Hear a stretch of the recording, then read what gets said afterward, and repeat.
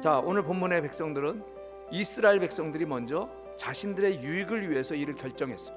기브온 족속과 평화 조약을 맺기로. 오늘 본문의 말씀이 우리에게 주는 메시지가 있습니다. 먼저 첫째는 이스라엘 백성들이 원망을 해요. 여기에 대해서 그 이스라엘 백성들의 원망과 그에 대한 대안을 족장들이 제시하는 내용이 나옵니다. 기브온 족속을 진멸하고 그 성을 약탈하고 거기서 전리품을 많이 얻을 수 있는데 왜 그거를 못하게 했냐라고 하는, 자기들의 유익에 도움이 안 되니까 원망을 합니다. 충분히 기브온 성읍이 아이성보다 컸어요. 여리고 성에서는 약탈한 거 하나도 건드리지 못하게 했어요. 아이성을 점령했더니 그 약탈한 거 다 갖게 했어. 근데 기브온 성은 아이성보다 더 커. 그럼 거기서 얻는 게 얼마나 많이 있겠냐고, 이스라엘 백성들한테. 근데 그거 못 얻게 됐어. 자기들한테 유익이 없다라고 하는 거죠.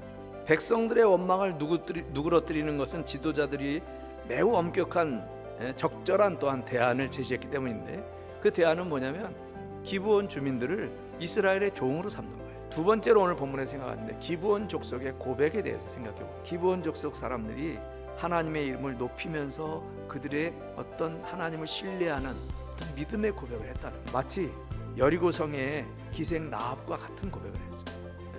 오늘 이 기브온 주민들의 이 이야기를 보고 그들이 구원받는 이야기를 생각해보면, 하나님은 생명에 관계된 것에는 거짓말을 해도 용서해 주셨어요. 생명에 관계된 것. 그리고 오히려 그들에게 복을 주셨다는 거예요. 하나님은 하나님을 거역하지 않고 살기 위해서 그 품에 찾아온 자들을 결코 내치지 않으셨다는 것을 우리가 볼 수 있습니다. 그 이유가 여호와 하나님을 섬기는 나라의 백성이 되기를 원하는 거죠. 그것이 있었다는 거예요.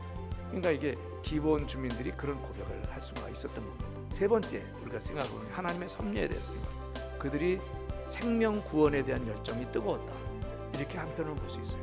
한마디로 말하면 죽을 각오로 매달렸어요. 그래서 하나님은 이 생명에 관계된 그 믿음을 보시고 거짓말이나 속임수는 눈 감아 주시고 결국 그들을 구원해 주셨다라고 하는 것을 우리가 생각해 볼 수 있습니다. 이게 하나님의 섭리입니다.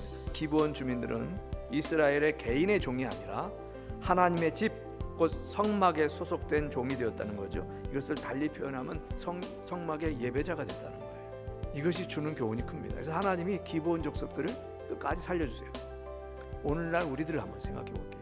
오늘날 우리들도 본래 기브온 족속처럼 멸망당할 자들이었습니다. 근데 우리를 그냥 내버려 두시지 않으시고 예수 구원의 복된 소식을 듣게 하시고 하나님 나라의 백성을 삼아주셨습니다. 여러분, 오늘 말씀을 통해서 악을 선케 만들고 모든 것을 소망으로 채우시는 하나님을 믿음으로 바라보시길 바랍니다. 우리가 무슨 일이든지 나에게 유익한 것만 생각하기보다 하나님 앞에 옳은 일을 선택하시길 바랍니다.